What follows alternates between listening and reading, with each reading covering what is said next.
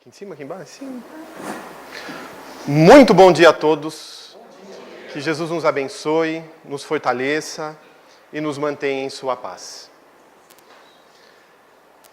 Vivemos dias de transição e momentos para a nossa decisão.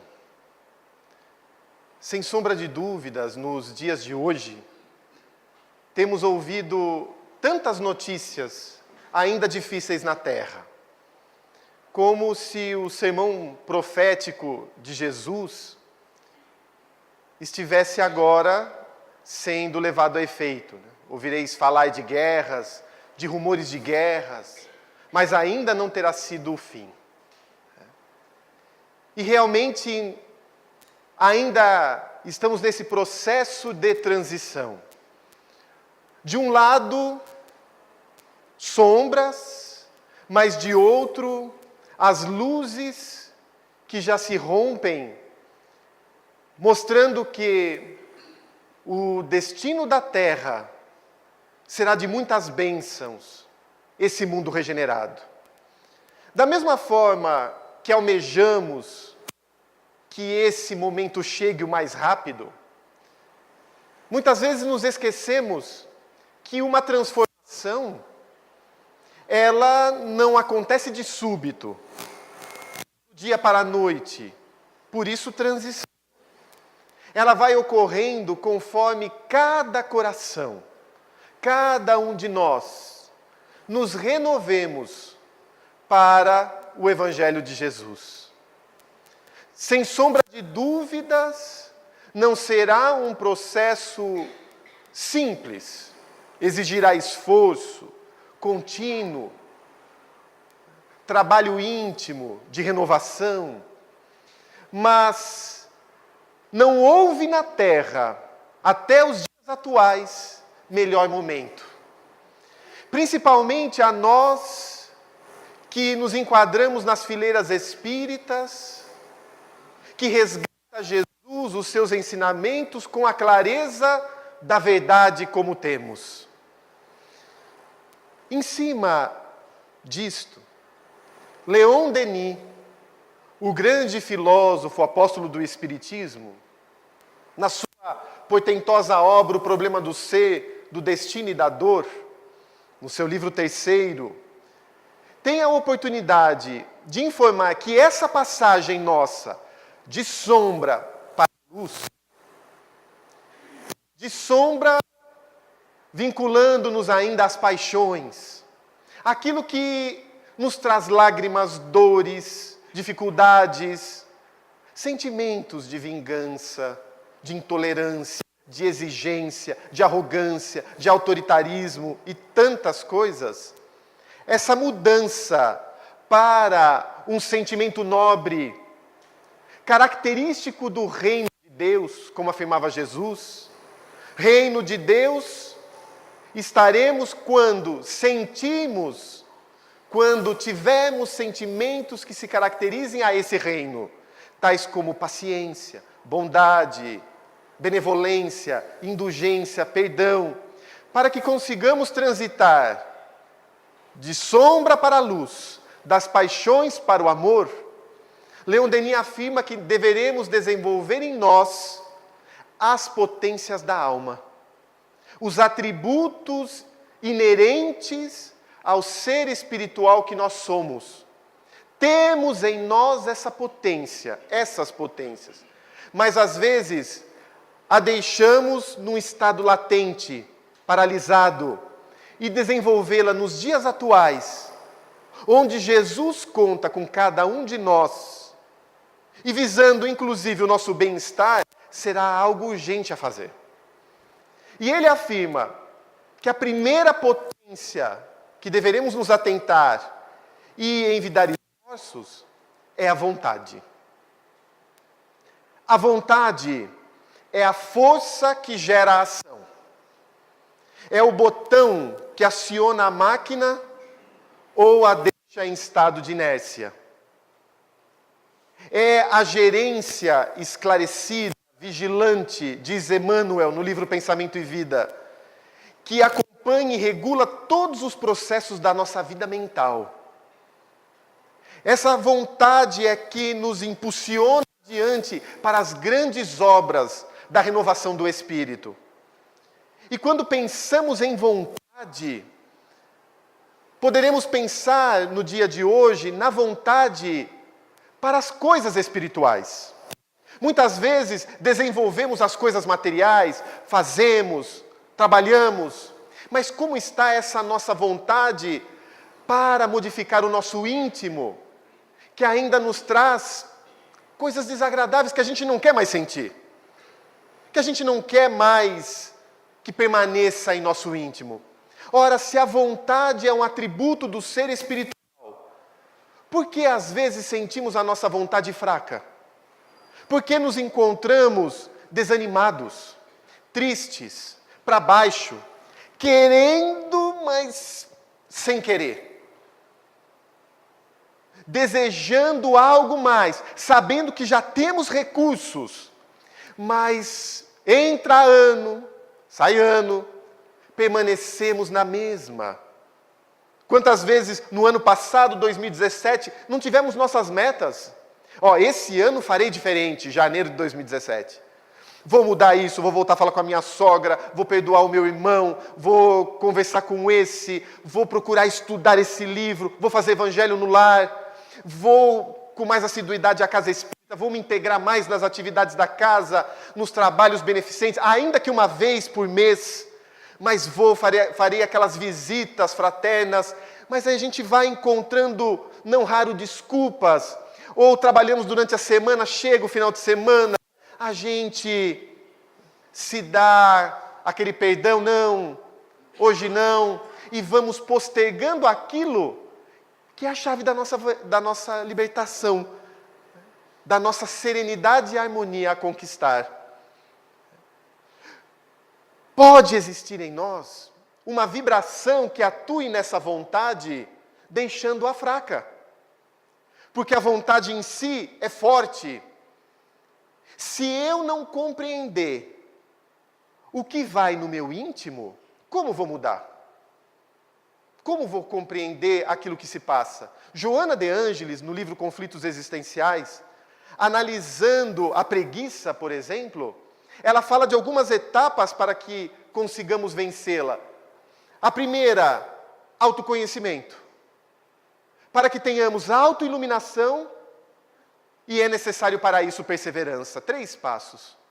Se conhecer, se iluminar e perseverar. Mas o que vai em meu íntimo? Como que eu consigo identificar aquilo que está no meu ser, me colocando para baixo, sem mais desculpismos? E aí recorremos ao capítulo 14 do Evangelho segundo o Espiritismo, onde Santo Agostinho vem resgatar como ocorre com o espírito quando deixa a terra. Quando o espírito deixa a terra, leva consigo, em outras palavras, os seus pendores positivos, os seus pendores negativos, os ódios que possuiu, as dificuldades que tinha. Paira no espaço o período da erraticidade. Se mantém esse ódio, sofre. Até o momento em que vai percebendo que, enquanto não se desfizer disso, não conseguirá serenidade. E vai se aproximando daqueles a quem odiara, até que defina que somente retornando naquele lar poderá se reajustar. Quando nós saímos da terra, aconteceu conosco. No período, na erraticidade, entre a reencarnação, os espíritos afirmam que nós estudamos o nosso passado. E isso vem de encontro com o que diz, por exemplo, o livro Nosso Lar. A mãe de Lísia, se recordam? Quando ela estava preparando a reencarnação, ela pede auxílio aos ministérios, ao Ministério do Esclarecimento, e retrocede 300 anos na sua memória, recordando-se de ações, de sentimentos, de atitudes, de comportamentos que ela tivera, que foram positivos e negativos para estruturar um novo planejamento. Assim aconteceu conosco, espíritos responsáveis. Participamos do nosso planejamento reencarnatório. Responsáveis por quê? Porque num domingo de manhã estarmos aqui procurando Jesus e o Evangelho, sem sombra de dúvidas, temos responsabilidade espiritual. E no plano espiritual, de uma forma muito límpida e cristalina, identificamos quem realmente nós somos. Quais as vibrações que ainda possuímos. Às vezes até aquelas que durante a existência nós desejamos esconder. Temos até medo de confirmar, eu ainda percebo isso em mim, eu ainda tenho isso, não falamos para ninguém, mas é transparente. Nos domínios da mediunidade,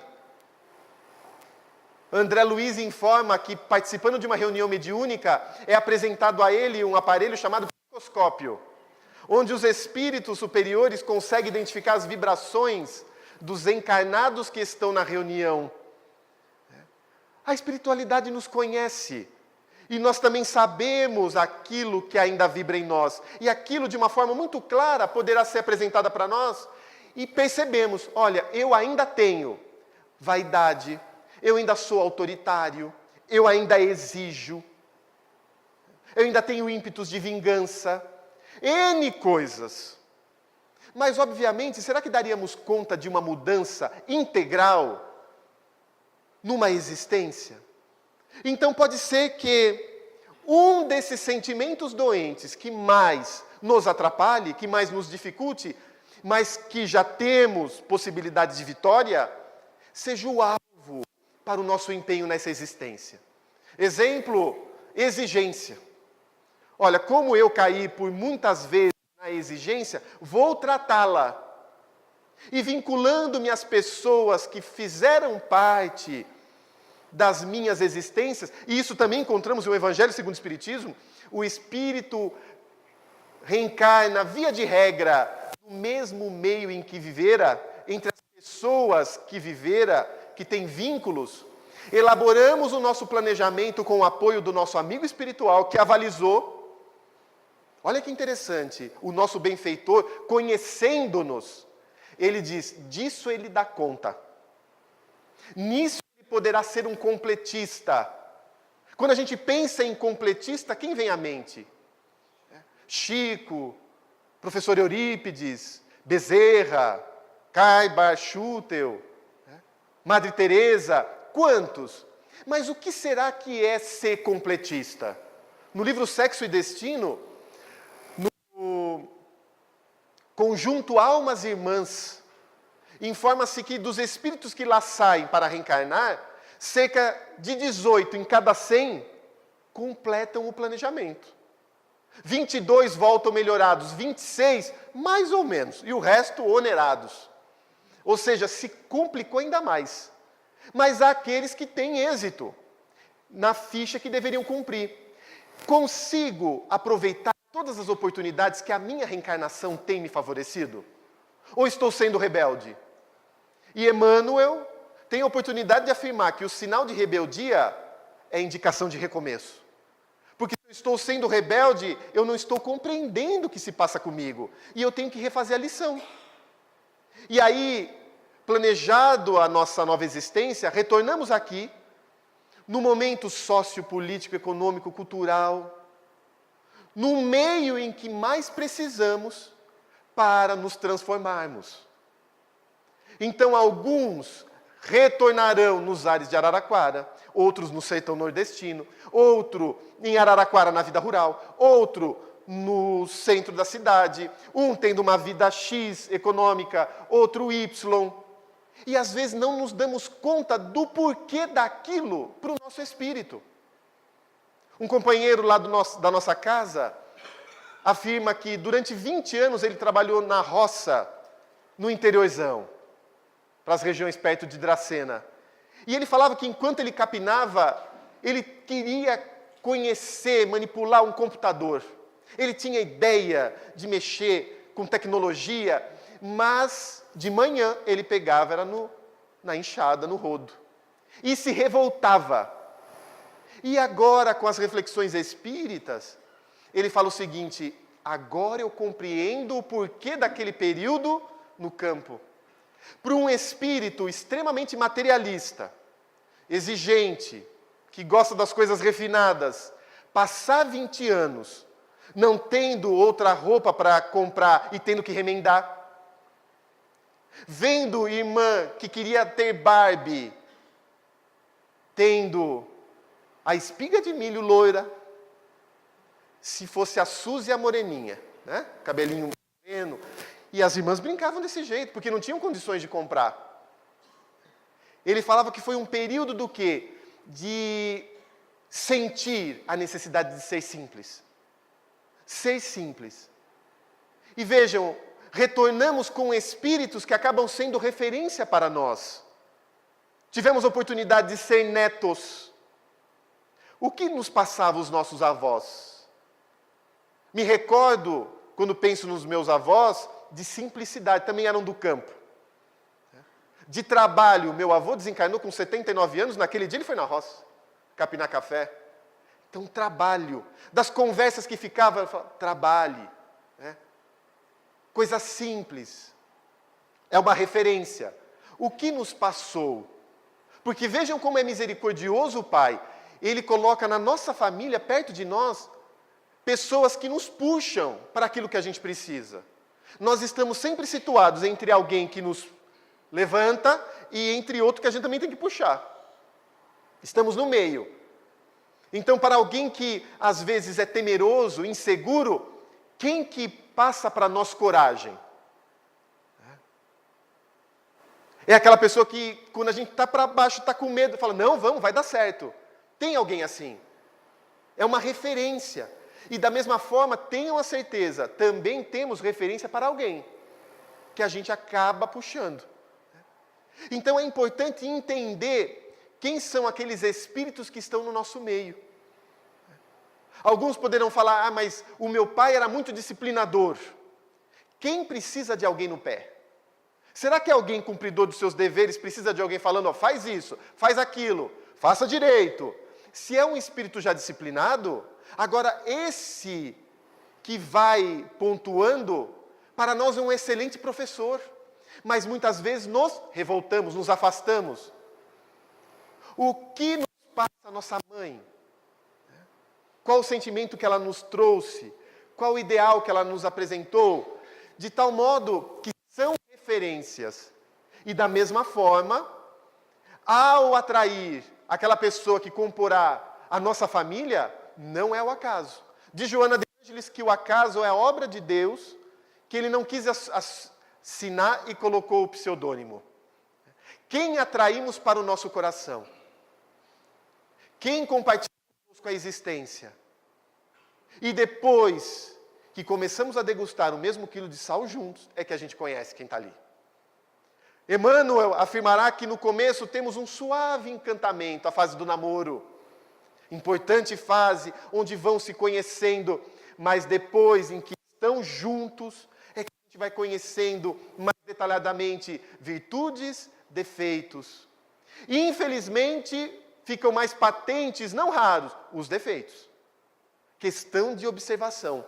Agora, o que essa dificuldade que a pessoa me traz tem me favorecido espiritualmente? Eu compreendo o papel do outro na minha vida? Porque esse outro, quando faz algo que me desgosta e eu fico impaciente, não gosto, às vezes explodo, eu me esqueço que ele está tocando em um ponto vulnerável. Às vezes a pessoa fala alguma coisa, eu fico impaciente. Fala alguma coisa, eu fico impaciente. E eu começo a achar que o problema é o outro. Nossa, eu saí lá do Portal de Luz, estava tão tranquilo, mas agora no caminho de casa, poxa, eu já vou lembrar. Lembro que vou ter que encontrar com fulano. E ele vai, será que eu vou resistir? É um excelente professor. Porque ele apenas está tocando num ponto em que ainda está aberto como ferida. Ainda está vibrando em mim, porque nós somos herdeiros do nosso passado. Gabriel Delany, no livro Evolução Anímica, informa que a gente pode comparar o nosso ser como uma árvore. Quando cortamos a árvore, cada camada concêntrica indica a idade dessa árvore, os anos dela. E ele afirma que cada existência que nós tivemos marca em nós uma referência fluídica no nosso corpo espiritual. Atitudes, uma característica da nossa personalidade, e aquilo ainda vibra. Temos inúmeras vibrações como referência desse passado. E às vezes a pessoa só foi lá e acionou uma referência que eu ainda tenho. E aí eu posso me melindrar, porque eu tive orgulho ferido. Falou algo, eu não gostei. Mexeu comigo. Apenas sinalizando que eu ainda tenho isso. E isso é importante para aquele que quer se tratar. Já não há mais tempo para que eu espere o outro mudar. Eu tenho que assumir o meu papel como elemento transformador da minha vida. A minha felicidade não pode estar na mão do outro. Isso não significa abandonar o outro. Significa o que eu preciso fazer para que eu seja feliz. E a partir do meu exemplo, o outro muitas vezes se modifica. Tem um exemplo lá na nossa casa, Espírito, em Jundiaí, muito interessante. Fazendo essa reflexão, uma senhora disse: Rodrigo, eu sou muito exigente. Eu gosto das coisas muito certinhas. E eu sou professora. E de manhã, né, eu faço as minhas coisas de casa, dou aula no período da tarde, 3 vezes por semana. Eu tenho livre, 2 vezes não. E naquele dia eu lavei um monte de roupa. E as pendurei antes de ir para o trabalho. E tem algumas roupas que eu sei que se eu colocar de tal forma no varal, eu não preciso passar. E me dá uma vantagem, porque eu não preciso passar, eu canso menos. E fui para o trabalho. Quando eu voltei, para minha surpresa, todas as roupas estavam recolhidas. Meu marido se aposentou há pouco tempo. E aí, na hora que eu vi aquilo, me subiu uma onda de raiva. Porque eu olhei do lado, estava um bolo de roupa. Né? E eu sempre já recolho certinho, dobro, ponho no cantinho, e vi aquilo. Subiu raiva, eu estranhei. Porque espírita geralmente não tem raiva, né? Não sobe isso. E ela falou, subiu. E ela falou, parei um pouco porque eu queria falar com ele. Por que você fez isso? Quem que pediu para você tirar a roupa? Olha como que você tirou. Quando tire, faça direito. Ela falou que ficou engasgada para falar, mas segurou. E como ela está nesse processo de reflexão, ela pensou o seguinte, por que eu estou sentindo isso? Olha só, meu marido, vendo eu trabalhando e ele agora aposentado ali, naquele momento sem fazer nada, ele pensou em mim. Ela falou, eu preciso trabalhar indulgência, né? Porque eu estou sentindo algo que não é positivo, a gente sabe que não faz bem. E ela falou que, primeira coisa, pegou aquele monte de roupa e colocou no quarto. Ela falou, se eu ficar olhando para aquilo, não vai dar certo. Foi lá e começou a trabalhar indulgência. Falou, olha, ele quis o meu bem, ele fez isso pensando em mim, para que eu, quando eu chegasse, não tivesse mais uma tarefa. Ele não sabe, porque eu não falo, o jeito certo de se fazer, que eu gosto, né, que era dobrar assim, para não ter tal trabalho. Ele não conhece essas coisas, mas ele teve boa vontade. Ela falou que depois de 2 horas, ela conseguiu chegar para ele e falou o seguinte, obrigado pelo que você fez. Com medo dele querer repetir, né? Porque se ela falasse, só que você fez errado, já estragava tudo. Mas obrigada pelo que você fez. Né? E ela falou que foi tão bom aquilo, ele ficou agradecido, ficou feliz. E o que chamou a atenção, por que eu estou sentindo isso? E ela falou, olha, eu sou autoritária e exigente. Para uma pessoa exigente se tratar, se ela tivesse alguém que fizesse tudo certinho, será que ela se trataria? Há pessoas que falam o seguinte, nossa, lá em casa é tudo tranquilo, é lógico que tem medo dela, faz tudo para que ela não se desagrade. Está sendo tratada? Então, perto de uma pessoa exigente, geralmente tem alguém flexível. Né?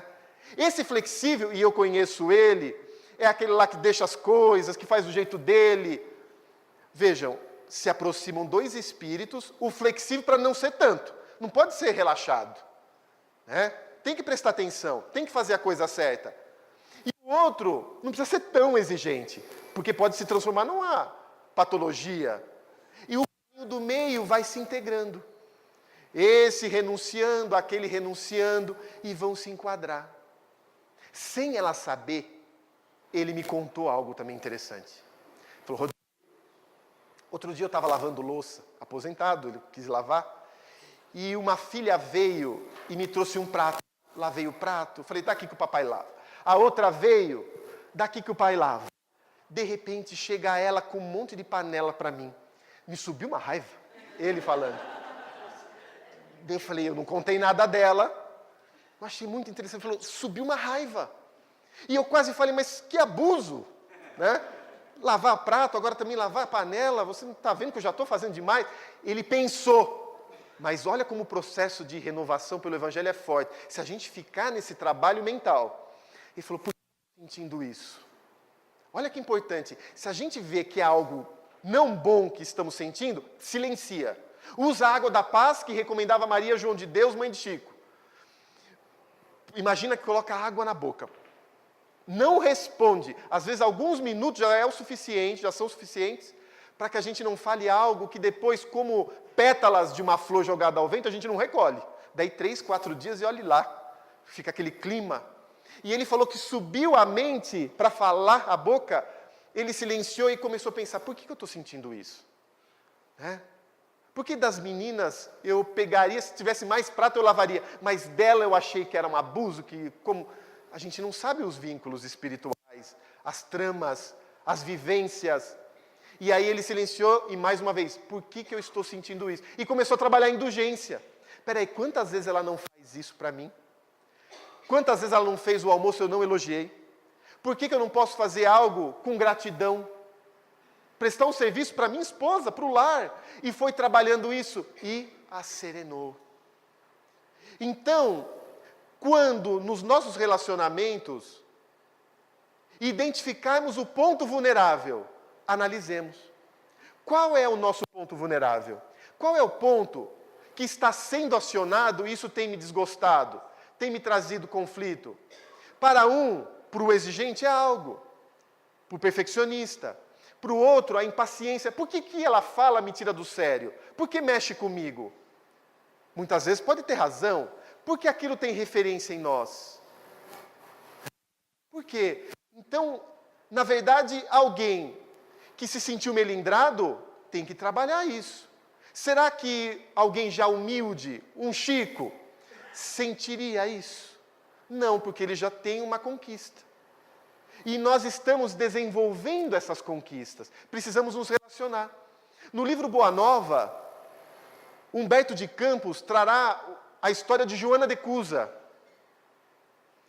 E é muito interessante porque ela, conhecendo Jesus, chega para ele e diz, Senhor, tudo isso daqui que o Senhor fala é maravilhoso e eu sinto isso. Só que chega em casa, eu tenho meu marido. Devo forçá-lo a aceitar as verdades do Evangelho? E a gente fica imaginando, às vezes a gente quer que o outro se transforme a golpe de palavras. Faça isso, mude. E ele fala, mas Joana, quando Deus usa de força para renovar os seus filhos? Olhe o material divino que você tem no seu lar. Material divino, vai ser fiel. E ela começou a olhar o quê? Mais as virtudes do que os defeitos do marido. A gente consegue perceber isso? Da pessoa que é a nossa pedra no calo. No ambiente familiar, no meio em que lidamos, no nosso trabalho. Qual é a virtude que essa pessoa tem? Eu consigo identificar? Às vezes o defeito é rápido, né? A pessoa é isso. E uma virtude? Consigo agora, pensando no meu esposo, na minha esposa, nos meus filhos, consigo identificar uma virtude? Porque essa virtude é um potencial. Jesus, quando viu Maria Magdala, será que ele ficou preso à antiga meretriz? Ou ele viu o potencial dela? E nos informa Divaldo dela ser Teresa de Calcutá. Quando ele viu Maria de Magdala, olha o potencial que ele enxergou. Quando ele viu Saulo, será que ele viu aquele homem arrogante, orgulhoso, que foi responsável pela morte de Gesiel, de Estevão? Ou ele viu o potencial daquele espírito, a perseverança, a coragem? Da mesma forma, ele nos observa isso. A gente tem defeitos ainda, sem dúvida. Mas Jesus identifica os nossos potenciais. Da mesma forma, nós deveríamos identificar o quê? O potencial daquele que está conosco. Que pode ser a coragem, que pode ser a perseverança, né? Que pode ser a paciência, a simplicidade, mas é um potencial. E aí a gente cresce. Quando a pessoa nos faz algo, eu me recordo do potencial. Olha, e peso numa balança sensível. E aí a relação se equilibra e avança. Então, quantas vezes eu não consigo avançar numa modificação moral, eu não sinto vontade para aquilo, porque eu não compreendi o meu ponto vulnerável. E aí a minha vontade se enfraquece. Sabedor, no entanto, que eu preciso vencer aquilo, esse primeiro passo, eu preciso ganhar com esforço. Questão 909 do Livro dos Espíritos, os Espíritos respondem a Allan Kardec: quão poucos de vós fazem esforços? Com pequeninos esforços, poderíeis mudar inúmeras tendências negativas, mas quão poucos de vós fazem esforços, dão esse primeiro passo. Então é todo um processo, que Leon Denis vai afirmando, a vontade junto com a vontade um pensamento, é uma potência da alma. Como está o meu pensamento? Estou trabalhando um pensamento que me eleva nessa busca? Que me ajuda a fazer essa conquista? Eu conheço qual é o meu pensamento característico, qual é o pensamento que eu alimento no meu dia? Aquele pensamento que, vai e vem ao longo de um dia. Qual é o pensamento que eu alimento? Tenho o pensamento de saúde ou de doença? Gosto de falar da crise mundial, da corrupção, esse é meu assunto? Ou sou otimista? Tenho uma boa palavra? Quero ganhar até na doença? Porque eu conheço pessoas que querem ganhar até na doença. A pessoa vem e fala: nossa, essa semana foi difícil, passei por isso, tive essa dor, tive que tomar esse remédio. A outra fala: isso daí não é nada, pior é o que acontece comigo. Você toma 5, eu tomo 10. Né? Meu marido tem isso. E elas vão disputando para quem tem mais problema. Como que está o nosso pensamento? Para baixo. E o pensamento é uma força eletromagnética, são ondas. Ondas que eu emito, e ao emitir já não mais me pertence.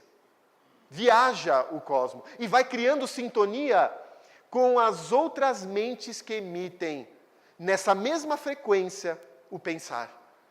O meu pensamento é elaborado, eu crio, eu plasmo formas, de tal maneira que os espíritos identificam aquilo que somos também pelo pensar.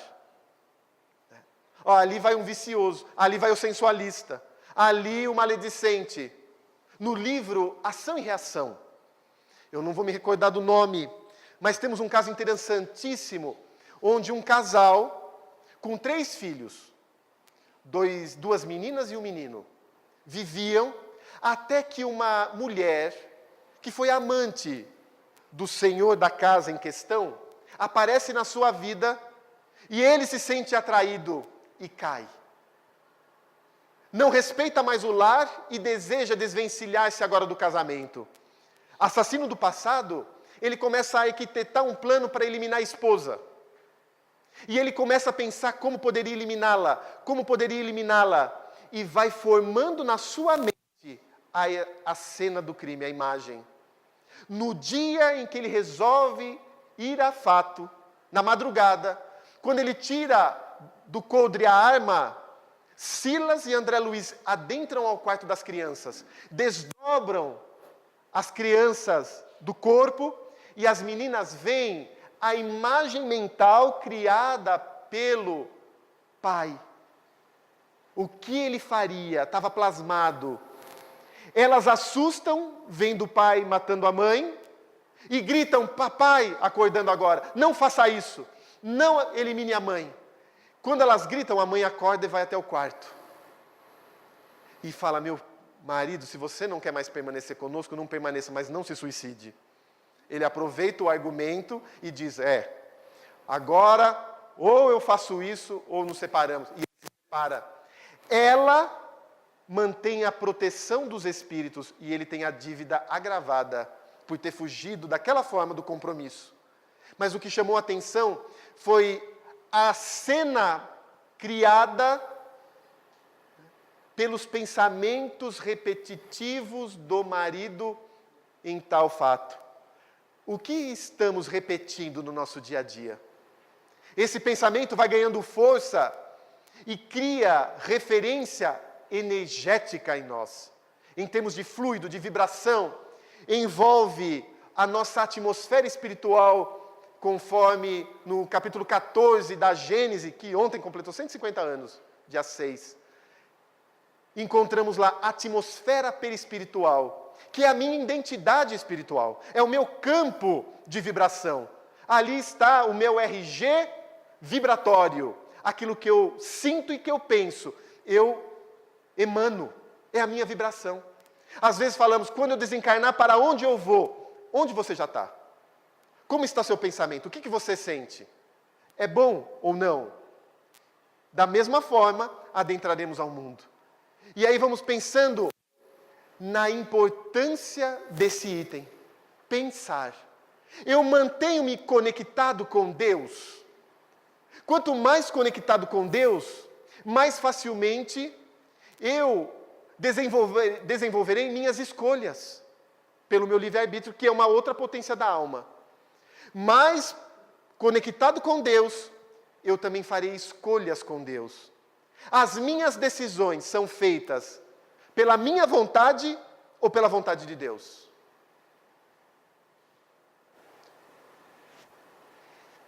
Tenho consultado a espiritualidade para tomar uma decisão? Ou faço muitas vezes pelo meu tormento, pelo meu interesse pessoal? No Evangelho segundo o Espiritismo, capítulo 5, o Espírito Fenelon, item 23, fala dos tormentos. A base do tormento, parecer aquilo que não é. Não se contentar com o que possui. Olhar com cobiça as coisas alheias. Ele fala que os nossos tormentos se enquadram em um desses 3 itens. Parecer aquilo que não é, ou seja, eu quero parecer mais. Então, às vezes, eu uso máscara. Eu quero parecer mais, eu invento situações. Eu me acho maior. Às vezes o outro, por isso que eu me decepciono, às vezes o outro está me vendo no nível que eu sou. Mas eu me acho mais.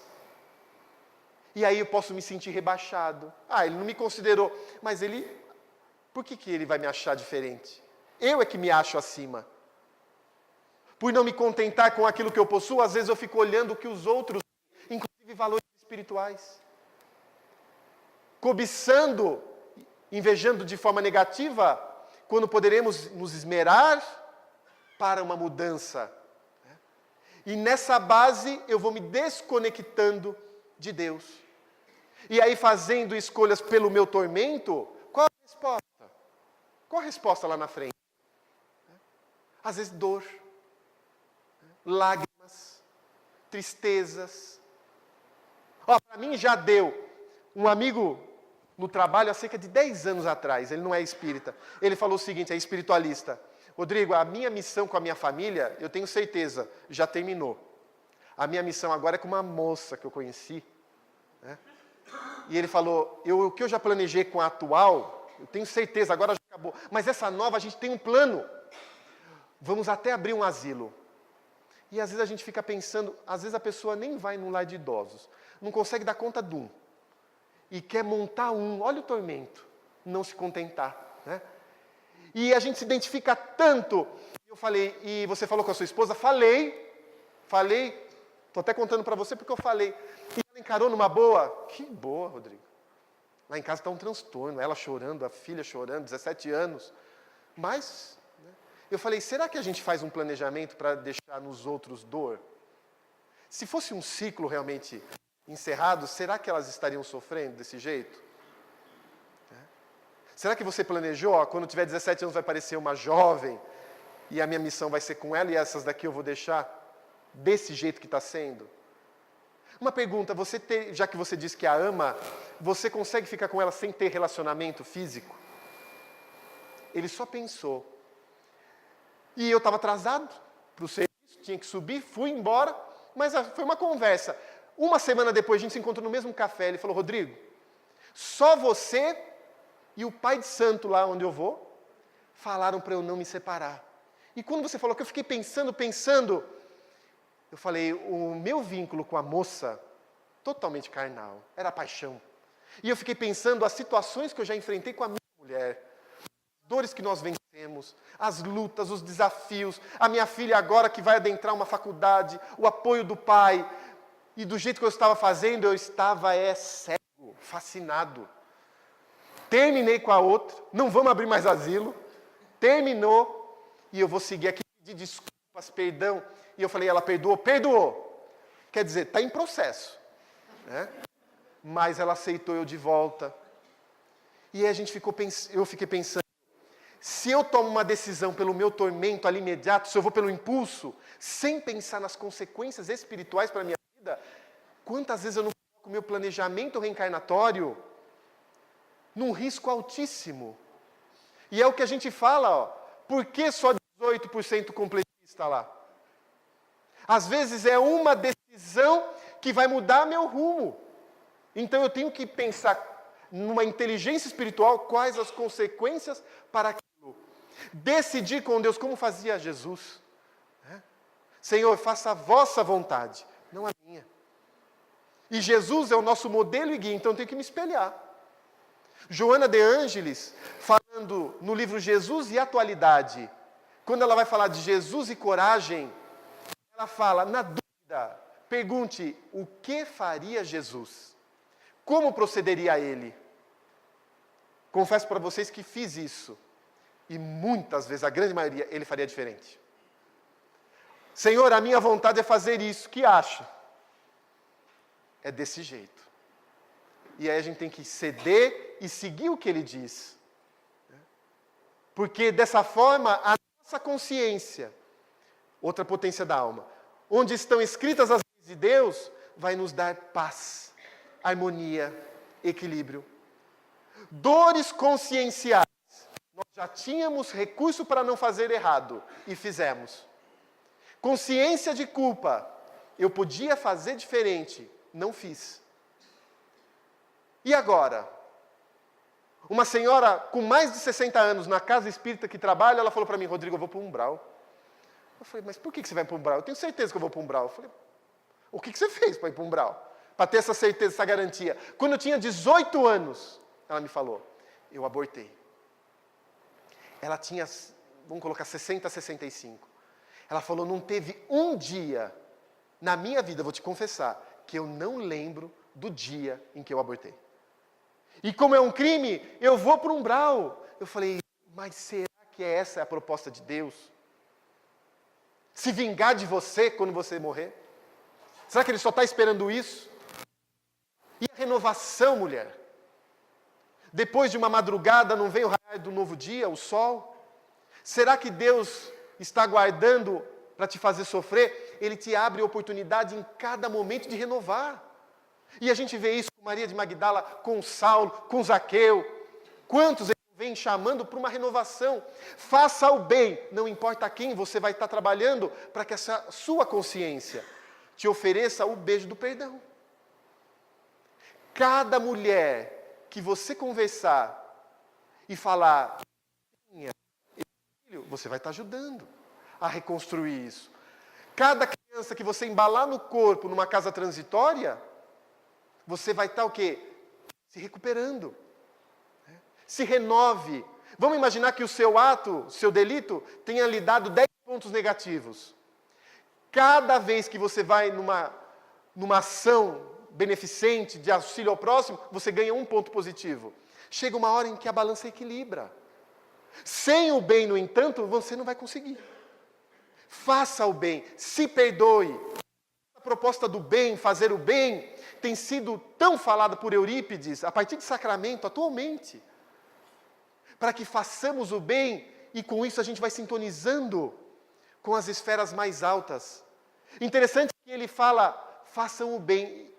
Caridade, que é o amor em excelência, às vezes a gente pode se sentir tão distante de fazer aquilo com o sentimento por excelência, mas o bem quem não pode fazer? Uma atitude no bem, mas vai fazer com que eu tenha um pensamento superior, me vincule às forças superiores da vida, granjeie gratidão e apoio espiritual. Nesse referido livro Ação e Reação, tem um capítulo Dívida Atenuada, onde um trabalhador da casa espírita, ele trabalha tanto, e ele passa uma vibração de paz, inclusive para os espíritos. Na antiga existência, ele foi responsável pela morte do pai. Teve um caso com a madrasta de 20 anos, ele tinha 21, planejou um assassinato terrível, a fogo. E aquilo no plano espiritual trouxe dores, mas ele falou, eu preciso mudar a minha história de vida. E eu vou fazer diferente. E reencarnando, ele começa a trabalhar no bem. E como ele tem eczemas na pele, porque o remorso bombardeou o seu corpo espiritual com essas cenas, com essas vibrações, e ele ainda não tinha reparado, ele veio com eczemas que eram doloridos na região do pescoço, da orelha, do corpo. E chega Silas e André Luiz, junto com Hilário na casa espírita, vem uma senhora, irmão, precisamos ajudar esse trabalhador. Porque as dores, a gente tem percebido, as dores estão mais intensas. E ele trabalha tanto no bem, que eu me preocupo com ele, um espírito do centro. Vendo que aquele trabalhador é... A gente precisa ajudar ele. Daí Silas, calma, está tudo sob controle. Quando ele dorme, desdobramos ele do corpo físico, e 2 médicos do nosso plano espiritual têm auxiliado ele. A gente não vai deixar ele na mão. Nisso adentra um espírito de um jovem. Irmão Silas, estou preocupado com esse trabalhador. Porque ele tem ajudado tantas as pessoas. Ontem mesmo, a minha mãe não tinha recursos para comprar remédio para os meus 2 irmãos. Eu, percebendo isso, fiquei um pouco aflito e pensei, quem poderá ajudar minha mãe encarnada? Eu sou espírito, desencarnado, posso intuir alguém. Automaticamente lembrei dele. Fui até ele e projetei o meu pensamento. Olha só quando a gente está sintonizado com o bem. Visite minha mãe, visite fulana. Ele achou que fosse da cabeça dele, foi até a casa de minha mãe, viu a situação que estava, ela comentou do remédio dos filhos, ele abriu a carteira e deu do que não tinha. E ela comprou o remédio, eles estão melhores. E eu vendo isso, eu posso pedir-lhe, ajude-o, para que nada falte. E o benfeitor Silas, fique tranquilo. Nós não vamos deixar na mão ele. O que ele precisa para se manter, ele vai ter. Não vai ter supérfluo, porque não está no planejamento dele. Mas o que precisa para se manter, ele terá. E aí a gente recorda André Luiz. Para aqueles que trabalham na seara do bem, Deus envia auxílio antes que a necessidade apareça. Olha a onda de gratidão que aquele homem tinha da espiritualidade. Por quê? Porque agia no bem. Vamos imaginar alguém cuidando de órfãos. E os avós desencarnados daquele espírito? E os pais desencarnados? Vendo isso, como não vão tratar? Uma jovem lá da nossa casa espírita, chorando, falou, nossa, eu fui fazer uma visita na casa transitória tal, e tive uma cena que me partiu o coração. Porque eu peguei uma criança, em torno ali dos seus 6 anos, e comecei a brincar com ela, e ela falou, tia, brinco. Então vamos brincar o seguinte, ó, eu sou a filha e você é a minha mãe. A carência que ela tinha, porque era uma criança abandonada. E como ela não tinha mãe, ela queria brincar de mamãe e filhinha. Ela era a filha, ela, a nossa amiga, era a mãe. E ela sentiu ali o quê? O amor, né? Vibrando ali, um amor de mãe, fazendo bem. A gente não imagina a situação espiritual que pode ter naquela cena. Quantas vibrações deletérias numa atitude de amor eu não renovo? Quanto eu não mudo em minha vibração? Quanto aquela situação num momento difícil não vai vir na minha mente? Vendo uma situação eu me recordo daquela criança, o que eu senti, por que agora estou sentindo isso? Deixa eu fazer melhor. Essa onda de gratidão passa a nos envolver. Tanto dos encarnados quanto dos desencarnados. Lembro-me de Chico, indo para a fazenda modelo de manhã, e certa vez ele passou acelerado na porta de uma casa, e a senhora estava lá e falou, Chico, preciso falar com você, Chico. Desesperado. E ele disse, minha irmã, tô atrasado, depois, na volta. E foi, nisso surge quem? Emmanuel. Chico, é jeito cristão de se tratar alguém? 5 minutos a mais para você fará diferença? Você não sabe o que ela está passando. Será que você não pode ajudá-la mesmo? E a gente não esconde para nós, né? Não dá para esconder para a consciência. A gente sabe quando dá. E aí ele voltou. Minha irmã, a senhora me chamou, né? O que precisava mesmo? E ela falou, Chico, é aquele remédio que Bezerra me recomendou. Como que eu faço para tomar, Chico? Me explica. E ele explicou direitinho, tal, deu atenção. E quando foi embora, Emmanuel pede para que ele se vire. Ela grita lá de trás, Chico, vá com Deus. E dela saiu uma vibração de luz que chegava até o Chico. E Emmanuel diz, imagine se ela fala para você, vá para o inferno, miserável. O que você estaria recebendo dela? A onda que viria. E a onda que estava vindo, onda de gratidão. Né? Para nossa consciência não escondemos. Eu me comprometi com uma senhora do lar de idosos lá de Jundiaí a visitá-la 15 dias. Eu fui no 15 dias eu volto, porque eu vou trabalhar domingo que vem. E aí eu trabalhei no domingo seguinte, tinha um feirão, que eu acabei participando lá pelo serviço, pelo banco. E no outro final de semana que eu ia visitá-la, eu tive que trabalhar meio período. Trabalhei meio período e fui para casa. E comecei a justificar. Eu lembrei do meu compromisso. Só que eu falei, mas eu trabalhei tanto. Né? Trabalhei até agora. Eu mereço descansar. E fiquei em casa, é o meu momento com a família. Mas quando a gente sabe que tem um compromisso que pode cumprir, que tem recurso para aquilo, aquilo vem na mente, a consciência falando, ó, você podia fazer. E fiquei atormentado, mas não fui. O horário de visita era até às 16 horas. Por volta de 16h10 e 20, um amigo me manda um áudio. Ele estava com a mulher que eu me comprometi, com a senhora que eu me comprometi. E ele mandou ela falando o seguinte, então, o Rodrigo falou que vinha. Eu estou esperando ele nessa tarde. Ele não apareceu aqui ainda. Será que ele vem? Será que ele vem? Na hora que eu vi aquilo, eu falei, poxa vida. Né? E eu podia ter ido. Peguei e liguei lá no lar. Falei, depois das 16, será que eu posso entrar? Como a irmã Ana já foi uma trabalhadora aqui da cidade vicentina, da casa, desculpe, do lar ali dos vicentinos, ela pode receber visita depois do horário. E eu peguei e eu fui. Era 17 horas. Quando cheguei na recepção, tem um livro para assinar, perguntei se precisava. Ela falou, eu falei, eu sou o Rodrigo, precisa assinar aqui. Ela falou, Rodrigo? Falou, você vai conversar com a irmã Ana? Eu falei, sim. Ela falou, não precisa assinar não, entra logo. Ela veio aqui nessa tarde, pelo menos umas 5 vezes, para ver se você já tinha chegado. Caridoso, né? 5 vezes preocupada com o livrinho dela na mão, porque ela falou que ela ia me mostrar umas fotos de quando ela trabalhava, das crianças que ela cuidava. E aí ela já desceu com um álbum de fotos, falou, vamos lá, eu estava te esperando. Falei, eu tive um contratempo, né? Pensando o que eu faria, né? Não falei. E chegou, ela falou, olha, fica tranquilo, a mocinha vai embora às 6 horas, mas a gente pode ficar até a noite conversando. A necessidade que eles têm. Agora, uma onda de gratidão dessa, um trabalho no bem, será que a gente não pode fazer? Quanto eu me lembrei já dessa senhora, dessa situação, e como eu saí bem de lá. Enquanto eu não fui, estava em conflito. Se eu tivesse já ido, resolvia isso, porque eu sabia que eu poderia fazê-lo. Saí bem, porque ela me foi grata, mas nem por isso, porque eu senti que eu posso fazer, que eu poderia ter feito melhor até, mas fiz. E aí nos lembramos até daquela parábola de Jesus, dos 2 filhos que iam trabalhar na vinha. Um falou que ia e não foi.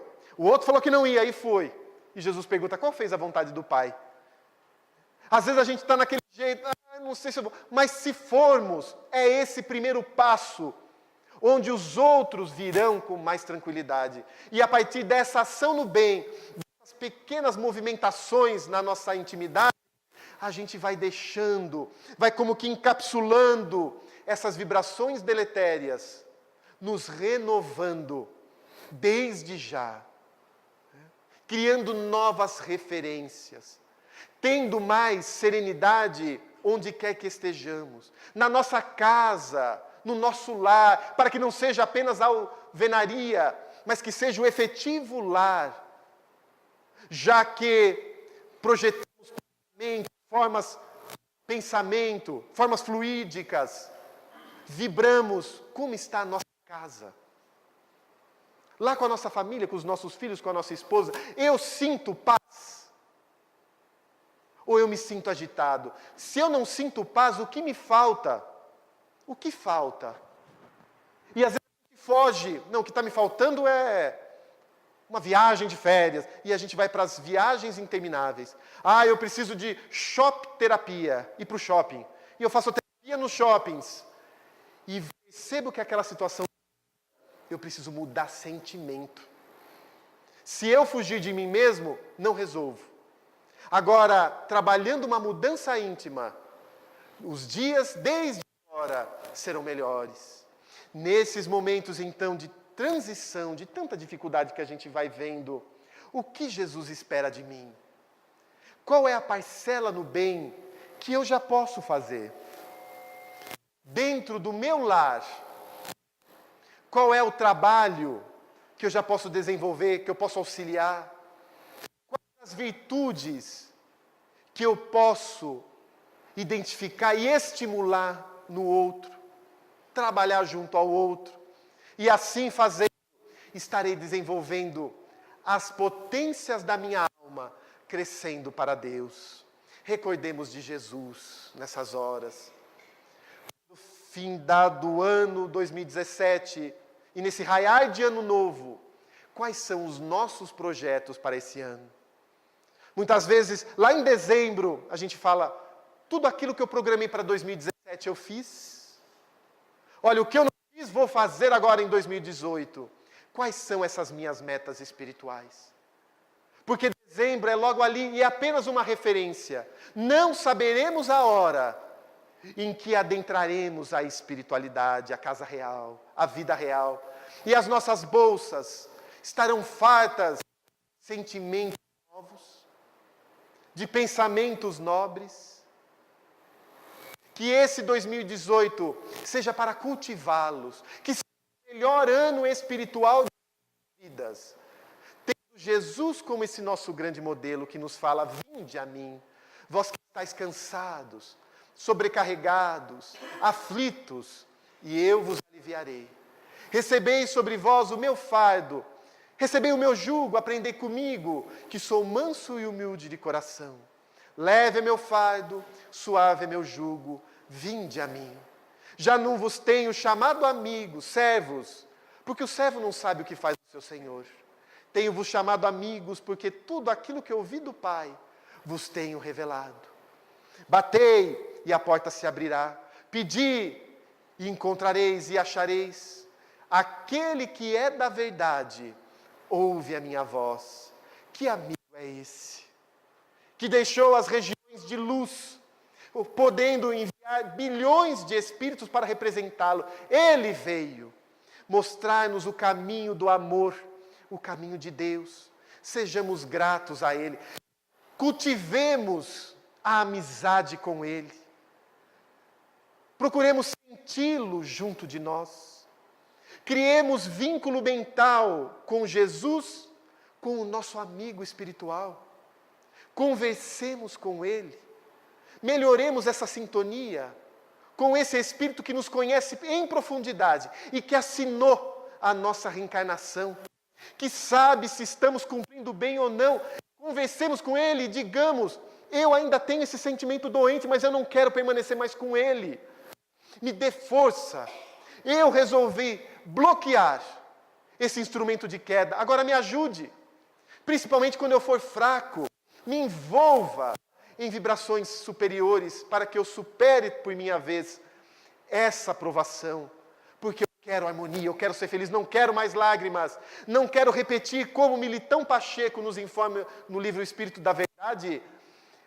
O binômio ilusão-desilusão. Ilusão-desilusão. Nos iludimos aqui para nos desiludirmos lá. Quero não mais ser constante na inconstância, nem fiel à infidelidade. Quero crescer para Deus. E criando essa sintonia, estaremos mais vigilantes quando sentimos algo que não nos faz bem. E Ele nos dará força para nos renovarmos. Agradeçamos a Ele, agradecemos a Deus, o nosso Pai. Porque foi Deus quem fez o sol, tão vivificador, com sua luz resplandecente, cheia de fulgor. Os trilhões de estrelas que cintilam nos céus, as nuvens vaporosas como densos véus, a mecânica celeste e o arcano profundo, a ciência que equilibra os mundos. Foi Deus quem fez a energia, a possante energia que a tudo vivifica, e a excelente virtude que não se modifica.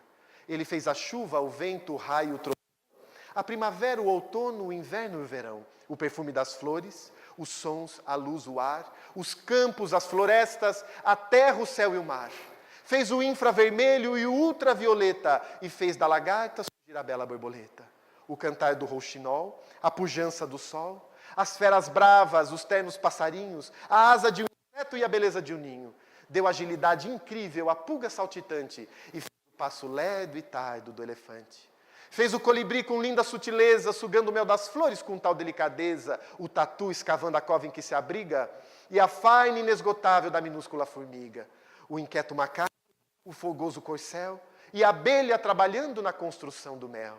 Fez o tubarão, o golfinho, a baleia, a engenhosa aranha tecendo a sua teia, o instinto de conservação, como bússola infalível de orientação, guiando com acertos irracionais, sem nunca transgredir as regras naturais.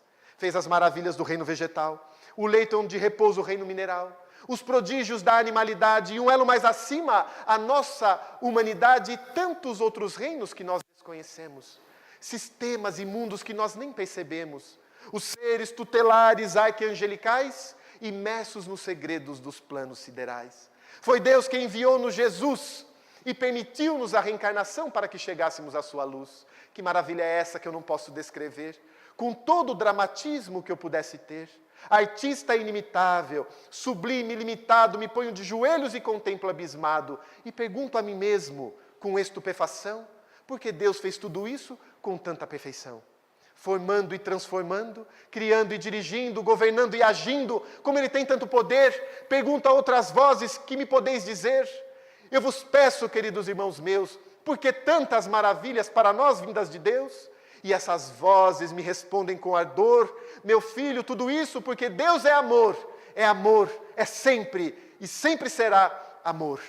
Pela atenção e paciência, muito obrigado, até a próxima.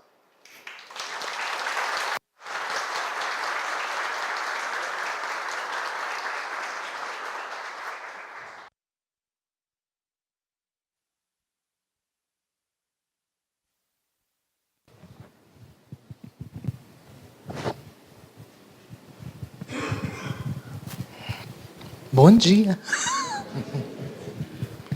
Meu Deus, começamos bem o ano.